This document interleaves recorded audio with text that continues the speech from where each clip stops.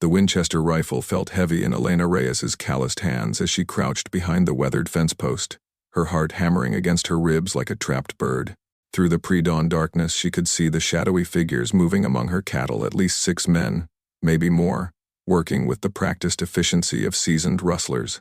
The autumn wind carried their hushed voices across the valley, along with the nervous lowing of her prized longhorns as the thieves cut them out from the main herd. 3 months.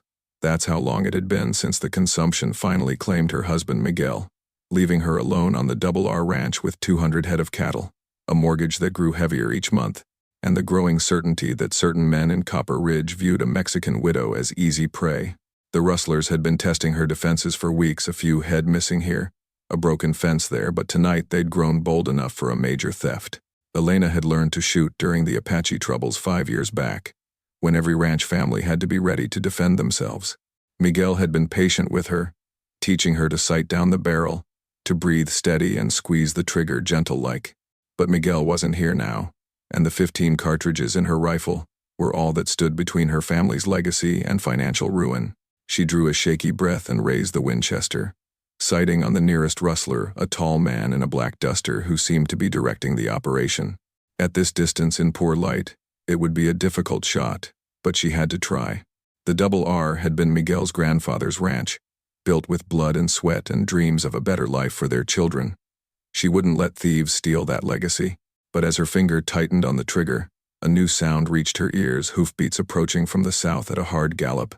The rustlers heard it too, their heads snapping up like startled deer. In the distance, a lone rider appeared on the ridge, silhouetted against the star-scattered sky like something out of a dime novel. "Riders comin'," one of the rustlers hissed. "Could be the law." The man in the black duster swore creatively.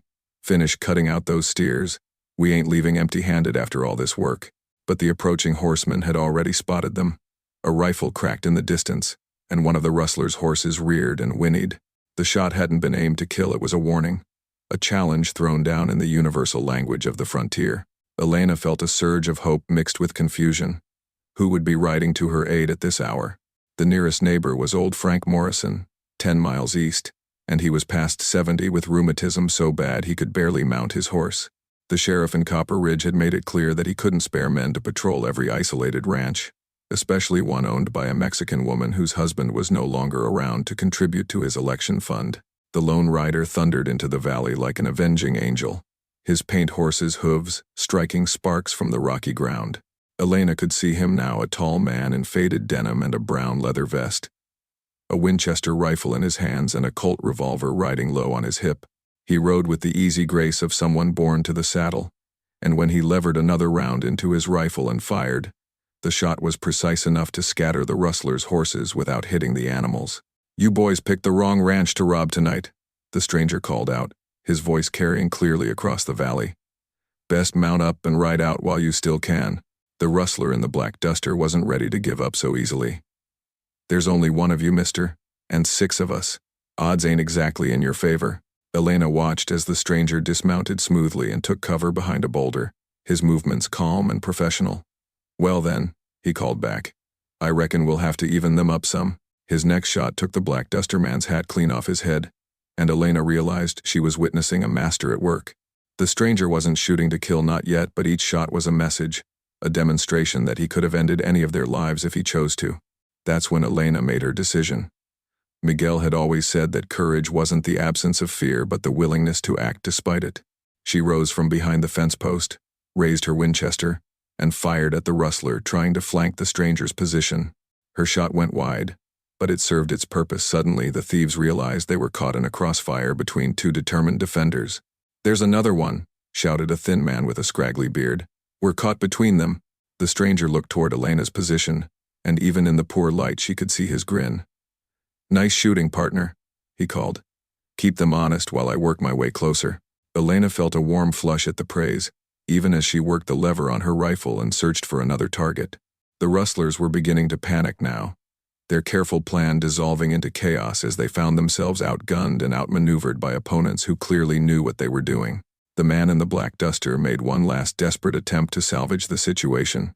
"Kill the stranger," he ordered. "The woman's just one person, we can deal with her after." But the stranger was already moving. using the pre-dawn darkness and his knowledge of the terrain to work his way closer to the rustler's position.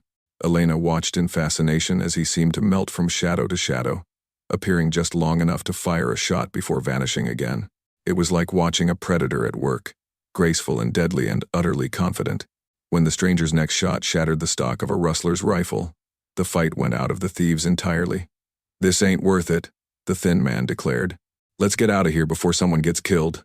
As the rustlers fled into the darkness, their horses' hoofbeats fading into the distance like retreating thunder, an almost supernatural quiet settled over the valley. Elena remained crouched behind her fence post, adrenaline still singing through her veins, hardly able to believe that the attack was over. The cattle milled about nervously, but they were still there, all of them, as far as she could tell. The stranger emerged from the shadows, his rifle held casually in the crook of his arm. In the growing light of dawn, Elena could see him more clearly, a man perhaps in his early 30s, with dark hair that needed cutting and eyes the color of storm clouds. His face was weathered by years of sun and wind, but there was something kind in his expression, something that put her immediately at ease despite the circumstances of their meeting. "Ma'am," he said, touching the brim of his hat. "Name's Cole MacReady. I was passing through when I heard the commotion and figured you could use some help." Elena stood slowly, suddenly conscious of how she must look, her dark hair escaping from its braid, her nightgown covered by Miguel's old coat, her hands still shaking slightly from the aftermath of violence. "Elena Reyes," she replied, proud that her voice remained steady. "And you have my deepest gratitude, Senor MacReady. Those men would have ruined me if you hadn't come along." Cole's expression darkened. "Been having trouble with rustlers for a while, have you?" "See, ever since." She paused, uncertain how much to reveal to this stranger, no matter how timely his assistance. "Ever since I've been managing the ranch alone. Some men, they think a woman cannot defend what is hers." "Some men think a lot of foolish things," Cole replied, his tone suggesting he'd encountered such attitudes before. "Your husband away on business?" Elena felt the familiar tightness in her chest that always accompanied questions about Miguel. "My husband passed 3 months ago. The consumption took him, and now it's just me and the ranch." She gestured toward the cattle, which were beginning to settle down now that the excitement was over. "The Double R has been in his family for 30 years. I won't let thieves steal what he worked so hard to build." Something shifted in Cole's expression, a recognition, perhaps, of the courage it took for a woman to face such challenges alone. "I'm sorry for your loss, ma'am. Must be hard, trying to work a spread this size by yourself." "I manage," Elena said, lifting her chin with a pride that her grandmother would have recognized. The Reyes women had never been ones to show weakness, not even when the world seemed determined to test their strength. "But I admit, tonight was more than I could have handled alone." Cole looked around the ranch with the assessing eye of someone who understood cattle and land.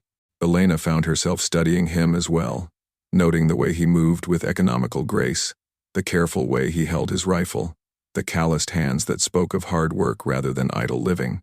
There was something solid about him, something that reminded her of Miguel in the early days when he'd been courting her, that sense of quiet competence that made a woman feel safe. "Those rustlers will be back," Cole said, breaking into her thoughts. "Men like that don't give up easy, especially when they think they've found easy pickings." "Then I'll be ready for them," Elena replied, though privately she wondered how many more nights like this one she could endure. The strain of constant vigilance was wearing on her, making every shadow suspect and every sound a potential threat. Cole studied Elena's face in the growing daylight, seeing the exhaustion she was trying so hard to hide, the tension that had carved new lines around her dark eyes. She was a beautiful woman that was impossible to ignore, but more than that, she had the kind of inner strength that commanded respect. The way she'd handled herself during the gunfight showed real courage, and her determination to protect her late husband's legacy spoke to a loyalty that Cole found both admirable and heartbreaking. "Begging your pardon, ma'am, but one person can't watch a spread this size around the clock. You need help, whether you want to admit it or not." Elena's jaw tightened, and Cole could see the pride warring with practicality in her expression. "I cannot afford to hire hands, Senor MacReady. The cattle bring money only when they're sold, and the next drive to market isn't for 2 months. "Who said anything about hiring?" Cole asked, surprising himself with the words. He'd been drifting for the better part of a year, moving from ranch to ranch, town to town, never staying anywhere long enough to put down roots. After losing his own spread in a poker game to a cheating gambler in Abilene, he'd sworn off permanent attachments. But something about this woman's situation called to him in a way he couldn't quite explain. Elena's eyes narrowed with suspicion. I don't understand. Why would you offer to help a stranger for nothing? Cole was quiet for a long moment, watching the sun climb higher over the eastern mountains. How could he explain the restlessness that had driven him across 3 territories, the ache of losing something that had meant everything to him, the way her courage reminded him of what it felt like to fight for something worth protecting? Let's just say I know what it's like to lose something important, he said finally. And maybe I'm tired of running from my own troubles. Before Elena could respond, the sound of approaching horses reached them again. But this time, the riders weren't trying to conceal their presence. A group of 6 men rode openly across the valley, their badges glinting in the morning sun. At their head rode Sheriff Tom Brennan, a heavy-set man with pale eyes and a reputation for taking the easy way out of difficult situations. Mrs. Reyes, the sheriff called as he reined in his horse near the porch. Heard there was some excitement out here last night. Everything all right? Elena felt Cole tense beside her, his hand moving instinctively closer to his gun. Something in the sheriff's tone, the timing of his arrival, struck her as wrong. We had some rustlers try to steal my cattle, Sheriff Brennan. Fortunately, Senor MacReady here helped me drive them off. Brennan's pale eyes fixed on Cole with the calculating stare of a man sizing up potential trouble. MacReady, is it? Don't believe I've seen you around Copper Ridge before, stranger. Just passing through, Cole replied evenly. Happened to be in the right place at the right time. That's funny, Brennan said, his tone suggesting he found nothing amusing about the situation. Because I got word from my deputy that there was a man matching your description asking questions about rustling activity in the valley. Makes a man wonder what your real interest might be in Mrs. Reyes's troubles. Elena felt a chill that had nothing to do with the morning air. The sheriff's words carried an undercurrent of menace that she didn't like, and the way his men had spread out suggested they hadn't come here just to check on her welfare. Cole's stance shifted almost imperceptibly, and Elena recognized the subtle preparation of a man getting ready for trouble. The morning air seemed to thicken with tension as Sheriff Brennan and his deputies formed a loose semicircle around them, their intentions becoming clearer with each passing moment. Sheriff, Elena said carefully, I don't understand why you're questioning someone who helped me protect my property. Shouldn't you be more concerned with catching the men who tried to steal my cattle? Brennan's laugh was harsh and humorless. Oh, I'm real concerned about rustling, Mrs. Reyes. So concerned that I think it might be best if you considered selling this place to someone who can properly protect it. Hate to see a defenseless woman lose everything to thieves. The threat was barely veiled, and Elena felt her temper flare like dry kindling touched by flame. This ranch is not for sale, Sheriff. Not to you. Not to anyone else who thinks they can pressure a widow into giving up what's rightfully hers. Now that's where you might be wrong, Brennan continued, his voice taking on the tone of false reasonableness. See, I've been talking to some concerned citizens in town, and they're worried about the effect your situation might have on property values in the area. Mexican woman trying to run a cattle operation alone, attracting unsavory characters. His gaze flicked meaningfully toward Cole.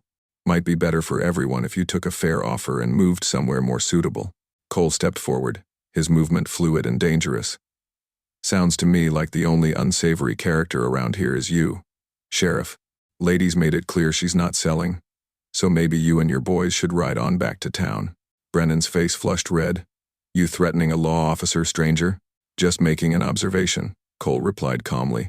Though I notice you seemed mighty quick to get here after the rustlers left. Almost like you knew they were coming. The accusation hung in the air like smoke from a gunshot. Elena felt pieces of a puzzle clicking together in her mind. The sheriff's convenient absence whenever rustlers struck, his sudden interest in buying her ranch, the timing of his arrival this morning. She'd suspected corruption, but the reality of it still hit her like a physical blow. That's a serious accusation, mister, one of Brennan's deputies said, his hand moving toward his gun. Might want to be real careful about spreading lies. But Cole was watching Elena, seeing the understanding dawn in her dark eyes. Not lies if they're true. Tell me, Sheriff, how much is someone paying you to run this woman off her land? Must be a fair amount to risk your badge over. Brennan's pretense of civility finally cracked. You're under arrest, MacReady. Disturbing the peace, threatening a law officer, probably cattle rustling yourself for all I know. On what evidence? Elena demanded, stepping protectively closer to Cole. He helped me defend my property from thieves. That's not a crime. Evidence is whatever I say it is in this county, Brennan snarled. And right now I say this drifter is trouble that needs removing. But as the sheriff reached for his gun, Cole was already moving. His Colt cleared leather with lightning speed, and suddenly the tables were turned. Brennan found himself staring down the barrel of a well-maintained revolver held by a man whose hand didn't shake even slightly. I wouldn't, Cole said quietly. Your deputies might get me eventually, but you won't live to see it, and I'm thinking Mrs. Reyes here has had enough excitement for one morning. The standoff stretched taut as a bowstring, 6 lawmen facing one determined gunfighter while Elena watched with her heart in her throat. She could see the calculation in Sheriff Brennan's eyes, the way he was weighing his chances of drawing and firing before Cole could react. But she could also see something else, a flicker of uncertainty that suggested the sheriff knew exactly what kind of man he was facing. You can't shoot all of us, MacReady, Deputy Harrison said, though his voice lacked conviction. Maybe not, Cole admitted, his gun never wavering from Brennan's chest. But I guarantee the sheriff here won't be around to celebrate if shooting starts. Question is, are you boys ready to die for a man who's been taking bribes to look the other way while rustlers steal from honest ranchers? Elena watched the faces of the deputies, seeing doubt creep into their expressions. These were local men, some of whom she'd known since childhood, and she could see them struggling with the implications of Cole's words. He's lying, Brennan said desperately. Don't listen to this drifter. He's probably working with the rustlers himself. But Elena had had enough. Her husband's Winchester was still in her hands, and now she raised it to cover the nearest deputy. Senor MacReady saved my cattle and my life, she said, her voice ringing with conviction. If you try to arrest him, you'll have to go through me. The sight of Elena Reyes, respected rancher's widow, standing shoulder to shoulder with the mysterious stranger sent a visible shock through the deputies. Whatever corruption might exist in the sheriff's department, most of these men had known Miguel Reyes and respected his family. Mrs. Reyes, Deputy Morrison said slowly, maybe there's been some misunderstanding here. Why don't we all just calm down and— No misunderstanding, Elena cut him off. Your sheriff has been working with the rustlers, taking money to let them steal from honest ranchers. Tonight they came for my cattle, and they would have succeeded if not for Cole MacReady. Brennan's face was purple with rage now. You got no proof of that, don't I? Elena asked, her dark eyes flashing. Tell me, Sheriff, how did you know exactly where to find those rustlers' tracks when you investigated the Henderson place last month? How did you know which direction they went when there were no witnesses and the ground was too hard to show clear prints? A murmur ran through the deputies as they remembered that investigation. Elena pressed her advantage, seeing doubt spreading through their ranks like wildfire. And how convenient that you're always busy elsewhere when the rustlers strike. But you show up within hours afterward with helpful suggestions about selling out and moving on. Cole smiled grimly, keeping his gun trained on Brennan. Sounds like the ladies got you figured out, Sheriff. Question now is whether you want to die defending a lie, or live to explain yourself to a federal marshal. The mention of federal involvement made several deputies step back. Whatever local corruption they might be willing to overlook, none of them wanted to face charges in a territorial court. Brennan looked around at his men, seeing the support draining away like water from a broken barrel. You men sworn an oath, he said desperately. Your loyalty should be to me. Our loyalty's to the law, Deputy Morrison said quietly. And if what Mrs. Reyes is saying is true. He shook his head. Tom, I think you'd better come quiet like. Let the territorial authorities sort this out. As the deputies reluctantly placed Sheriff Brennan under arrest, Elena felt a strange mixture of relief and disbelief wash over her. The man who had been systematically terrorizing the valley's ranchers was finally facing justice, but the knowledge that corruption had reached so deep into local law enforcement left her feeling shaken and uncertain about the future. Cole holstered his gun with the same fluid motion he'd used to draw it, but Elena noticed that he kept his hand near the weapon. Your Deputy Morrison seems like a decent man, he said quietly. But you might want to be extra careful until the territorial marshal gets here. Brennan's got friends, and they won't be happy about this development. Elena nodded, watching as the deputies secured their former boss with obvious reluctance. The morning sun was climbing higher now, painting the valley in shades of gold and amber, but the beauty of the landscape couldn't quite erase the darkness of what they'd uncovered. Mrs. Reyes, Deputy Morrison approached them, his weathered face creased with concern. I want you to know that not all of us knew about this. Tom kept his business close to his chest, and those of us who had suspicions, he shook his head.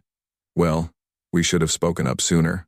What matters is that you're speaking up now, Elena replied, though privately she wondered how many other ranchers had suffered while good men stayed silent. What happens next? I'll send word to the territorial capital immediately, Morrison promised.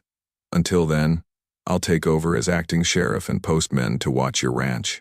After what happened here today, you might still be in danger. Cole frowned. How many men can you spare for guard duty? Because if Brennan was taking money from rustlers, those rustlers are going to be mighty upset about losing their inside information. Morrison's expression was grim. 3, maybe 4 men at most. The rest are needed to maintain order in town and investigate which other ranchers might have been targeted. Elena felt a chill of apprehension. 4 men might be enough to discourage casual thieves, but if an organized gang decided to retaliate for Brennan's arrest, it wouldn't be nearly sufficient protection. I'll stay too, Cole said, his words surprising Elena even though part of her had been hoping he would make that offer, at least until things settle down. Senor MacReady, Elena began, torn between gratitude and the knowledge that accepting his help would create obligations she wasn't sure she was ready for. I cannot ask you to risk your life for my troubles. You're not asking, Cole replied with a smile that made her heart skip in a way that had nothing to do with danger. I'm volunteering. Besides, I told you I was tired of running from my own problems. Maybe it's time I stood and fought for something worth protecting. The way he looked at her when he said those words made Elena's cheeks warm, and she suddenly became very aware that she was still wearing her nightgown under Miguel's old coat. But there was nothing improper in Cole's expression, just a quiet intensity that suggested his offer of protection encompassed more than just the physical safety of her ranch. As the deputies prepared to transport Brennan to the county jail, Elena found herself facing a decision that would affect not just her immediate safety but the entire future of the R Ranch. Accepting Cole's help meant acknowledging that she couldn't handle everything alone, but it also meant opening her life to a man whose own past remained largely mysterious. There's a bunkhouse behind the main barn, she said finally. It's not much, but it's clean and dry. If you're truly willing to stay and help, you're welcome to use it. 3 weeks passed in a blur of activity as the R Ranch transformed from a place under siege to something resembling a working cattle operation again. Cole proved to be as skilled with a rope and branding iron as he was with a gun, working alongside Elena from dawn to dusk to repair fences, treat sick cattle, and prepare for the upcoming drive to market. The territorial marshal had arrived within days of Brennan's arrest, a stern man named Fletcher who took depositions from everyone involved and uncovered a web of corruption that reached into several neighboring counties. The rustling ring had been broken up, with most of the thieves either arrested or fled to parts unknown. But the investigation had also revealed the depth of the conspiracy against Mexican landowners in the territory. They wanted to drive out anyone who wasn't Anglo, Elena told Cole one evening as they sat on her porch, watching the sunset paint the mountains purple and gold. Buy up the land cheap and resell it to settlers from back east. Miguel always said this would happen eventually, but I never thought it would be so organized, Cole finished, or that it would involve people who were supposed to protect you. Elena nodded, feeling the weight of betrayal settling over her like a familiar shawl. But alongside the hurt was something new, a sense of security she hadn't felt since Miguel's death. Having Cole nearby had changed everything about life on the ranch, not just because of his skill with cattle and his willingness to work, but because of the way his presence filled spaces she hadn't even realized were empty. They'd fallen into an easy partnership, sharing meals and planning the ranch's future with the natural rhythm of people who understood each other instinctively. Cole never pushed for more than she was willing to give, but Elena found herself looking forward to their conversations, to the way his eyes crinkled when he smiled, to the comfortable silences that stretched between them when words weren't necessary. The cattle are looking good, Cole observed, gesturing toward the herd grazing in the near pasture. Should bring top dollar in Santa Fe if we can get them there safely. We? Elena asked, raising an eyebrow. I thought you were just staying until the danger passed. Cole was quiet for a long moment, his storm gray eyes fixed on the distant mountains. Truth is, Elena, I've been thinking about what comes after. The marshal says it's safe now, that the rustling ring is finished. You don't need protection anymore. Elena felt her heart sink, though she tried not to let it show in her expression. She'd been dreading this conversation, knowing it would come eventually but hoping somehow that Cole would find reasons to stay that had nothing to do with danger or duty. "But," she prompted, hearing something in his tone that suggested there was more to say. "But I've gotten used to this place. To working with you, planning for next season, watching you gentle those skittish calves with nothing but patience and persistence." He turned to look at her directly, and Elena saw something in his eyes that made her breath catch. "I've gotten used to feeling like I belong somewhere again." The words hung between them like a bridge waiting to be crossed. Elena knew that her next response would determine not just Cole's future but her own as well. The safe thing would be to thank him for his help and let him ride away, to return to the lonely but predictable life she'd been building for herself. But safety, she realized, wasn't what her heart wanted anymore. "Miguel used to say that a ranch needs two kinds of people," she said softly. "Those who dream about what it could become, and those who have the skill to make those dreams real. I have the dreams, Cole, but I think maybe I need someone who can help make them happen." The cattle drive to Santa Fe took 10 days through country that tested both horse and rider with its rugged beauty and hidden dangers. Elena had insisted on making the journey herself despite Cole's protests, arguing that she needed to establish relationships with buyers and prove that the Double R Ranch was still a viable operation under her leadership.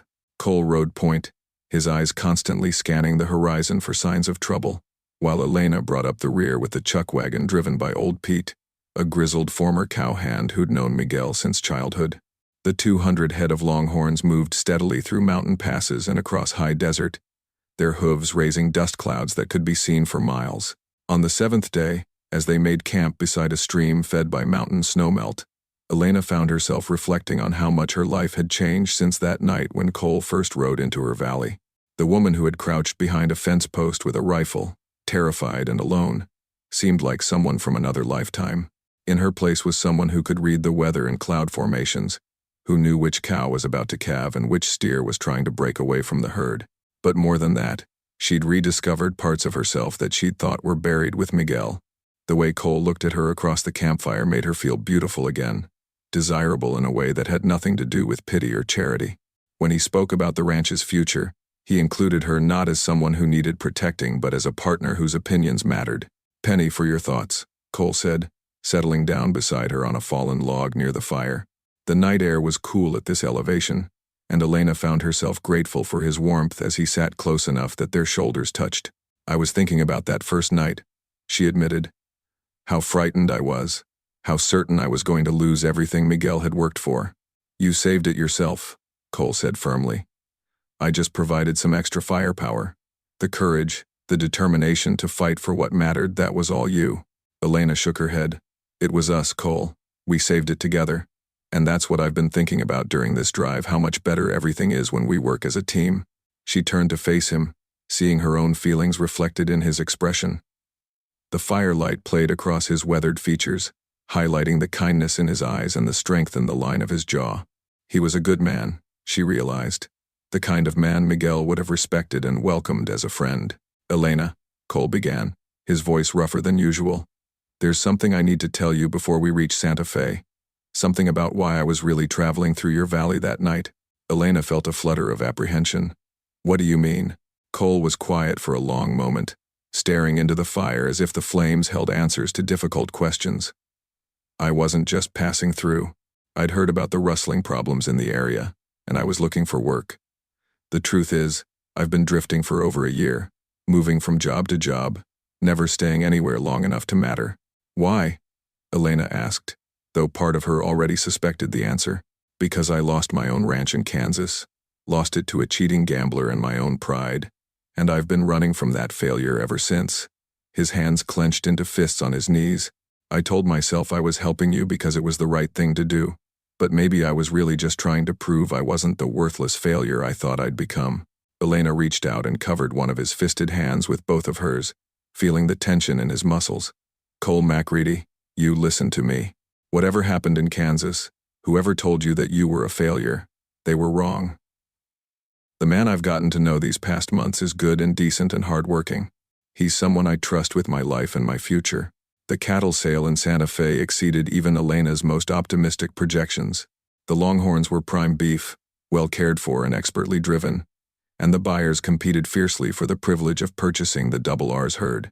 By the time the negotiations were complete, Elena had earned enough not only to pay off the ranch's outstanding debts but to invest in improvements and expansion for the following year.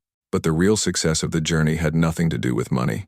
As they celebrated with dinner at the hotel's finest restaurant, Elena found herself studying Cole's face across the candlelit table, seeing a piece there that hadn't been present when they first met. The haunted look of a man running from his past had been replaced by something steadier, more hopeful. "So what happens now?" Cole asked as they walked back through Santa Fe's plaza under a canopy of stars. "You've got your ranch secured, money in the bank, and no more rustlers to worry about. A woman could do worse than that kind of independence." Elena stopped walking and turned to face him, her heart beating faster as she prepared to take the biggest risk of her new life.